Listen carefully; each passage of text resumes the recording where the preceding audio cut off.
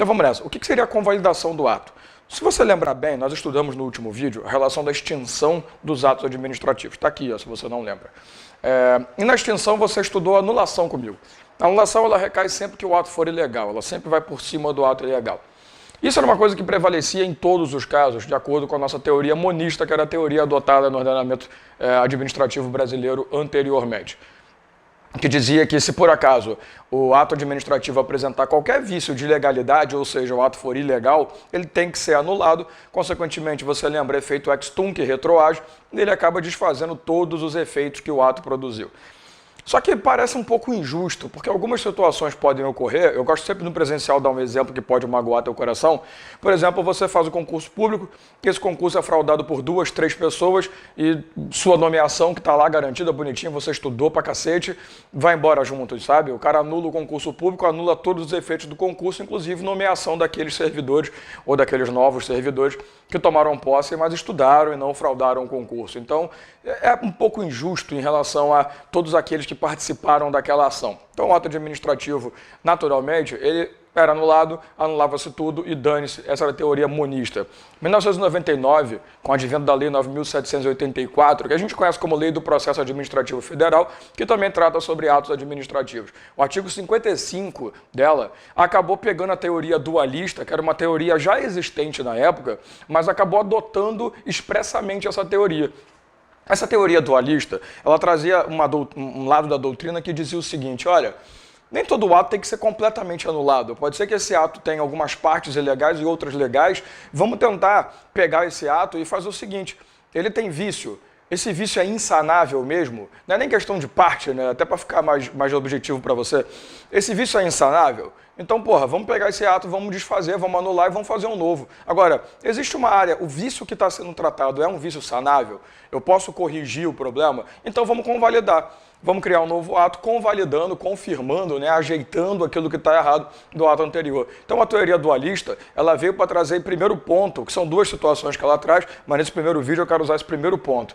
A possibilidade de você pegar um ato ilegal e convertê-lo em legal, convalidá-lo num ato legal. Um novo ato, né, dando uma correção àquele ato anterior e fazendo com que ele prossiga normalmente. Então essa é a teoria atualmente adotada expressamente no artigo 55 da Lei 9784, que traz inclusive os requisitos, daqui a pouco eu digo para você. Mas como funciona essa teoria dualista? Ela vai dividir o ato em vícios sanáveis, tá aqui, que é conhecido também como a parte anulável do ato, preste atenção, não é porque também o vício é sanável, o erro é corrigível, que eu vou deixar de anular. Pode ser que mesmo sendo sanável, a administração perceba que é importante, o interesse dela é fazer a anulação e não manter aquele ato. Então o vício é sanável ou anulável e o vício é insanável ou nulo. Então o ato é nulo por plena existência, não há nem por que pensar em corrigir aquele ato, não há como fazer essa correção. Tranquilo? O que a gente tem que analisar aqui?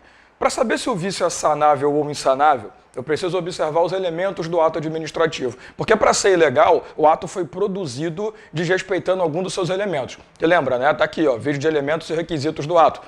Lembre-se que quando você estudou comigo elementos e requisitos, eu te falei que é a hora de criar o ato, é a composição do ato. Então o vício na composição já vai fazer, né, com que esse ato seja anulável ou nulo. Então a gente tem que observar, dentro daqueles 5 elementos e requisitos, quais são aqueles que parece que podem ser sanados. Então vamos pensar juntos.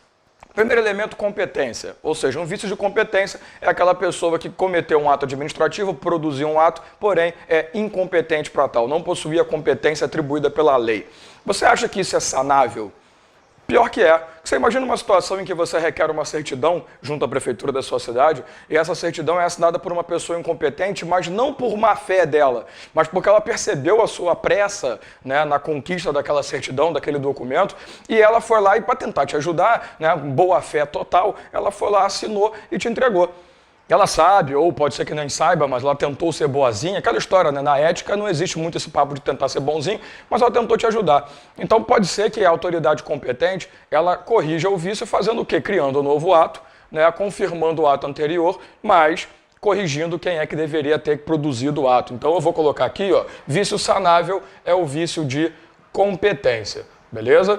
Então, se por acaso você encontra um vício na competência, a competência pode ser corrigida assim, desde que, presta atenção, existe uma exceção. Nem todo vício de competência é sanável. O único vício de competência sanável é quando, ou melhor, o único não, né? Todos são sanáveis, mas nem todo.